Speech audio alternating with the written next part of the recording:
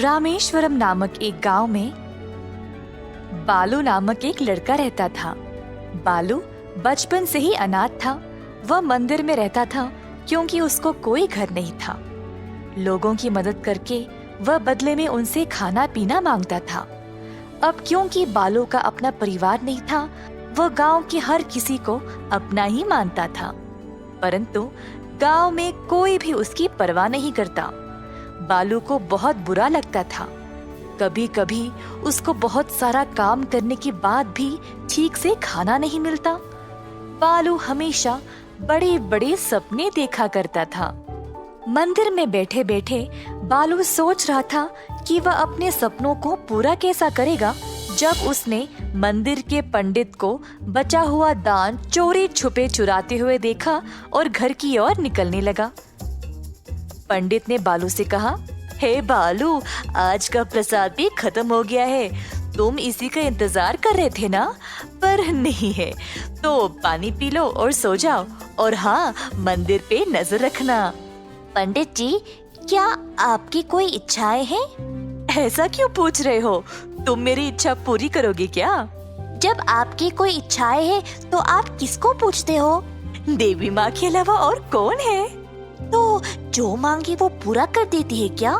जब तक देवी माँ सामने प्रकट नहीं हो जाती तब तक तुम दिल से प्रार्थना करते रहना, फिर वो तुम्हारी इच्छाएं पूरी करेगी। चलो, मुझे अब देर हो रही है, मुझे जाना है। ऐसा कहकर पंडित चला गया।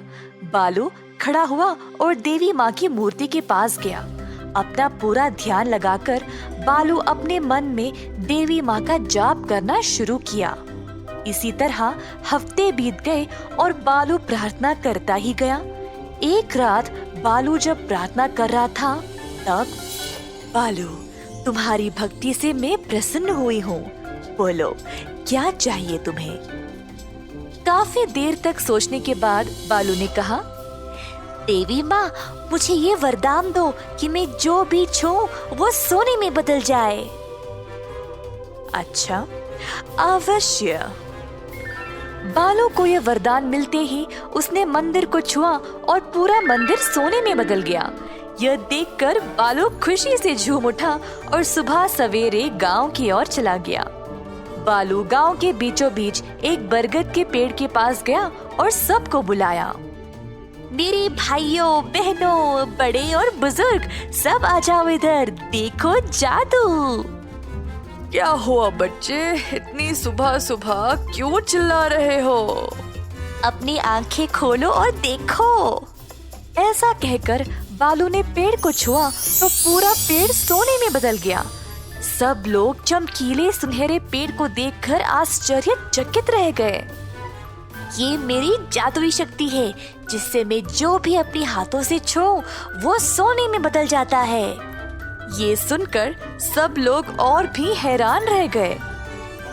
सबको अब बालू पसंद आने लगा और उससे अच्छा बर्ताव करने लगे। बालू बहुत खुश हो गया और इधर से उधर दौड़ने लगा कुछ और बच्चों के साथ। बालू घर से घर जाने लगा, सब कुछ छूते हुए। एक एक करके सारे घर सोने में बदलने लगे और जल्द पूरा शहर एक सुनहरा शहर बन गया। सब लोग बालू की प्रशंसा करने लगे। सब लोगों ने उसको मजेदार भोजन भी दिया। बालू भी ये सब देखकर उत्सुक हो गया। टोकरी से जब उसने सेब को उठाया तो सेब भी सोने में बदल गया और बालू उसको खा नहीं पाया। ये देखकर बालू दंग रह गया। उसने सोचा कि अगर ऐसा ही रहा तो उसको भूखा मरना पड़ेगा। फिर उसको पानी पीना था, पर पानी के मटके को छूते ही पानी और मटका दोनों सोने में बदल गए। बालू को समझ नहीं आया कि अब वह क्या करे।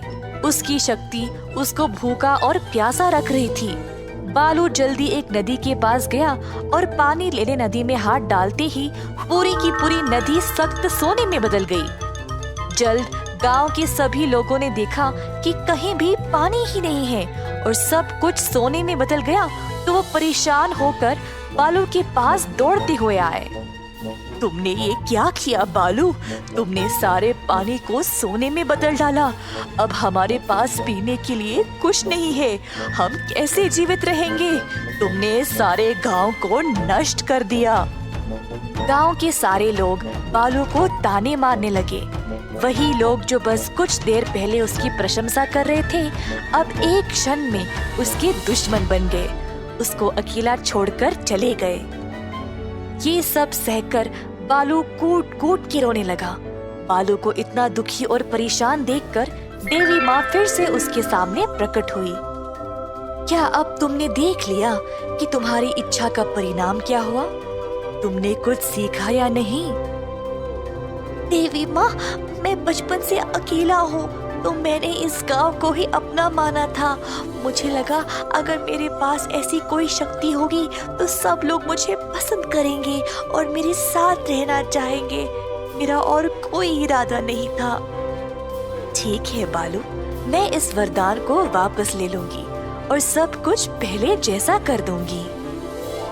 ऐसा कहकर देवी माँ ने सब कुछ ठीक कर दिया और बालू को आशीर्वाद दिया कि वह हमेशा स्वस्थ रहे और गांव के सभी लोग उसको प्यार करें और उसका अच्छे से ख्याल रखें। इस कहानी से हम ये सीखते हैं कि जो भी अपनी बुद्धि का उपयोग नहीं करेगा वो कभी कुछ नहीं पा सकता, पर जो सोच समझकर काम करता है वो दुनिया की किसी भी बाधा को आसानी से पार कर सकता है।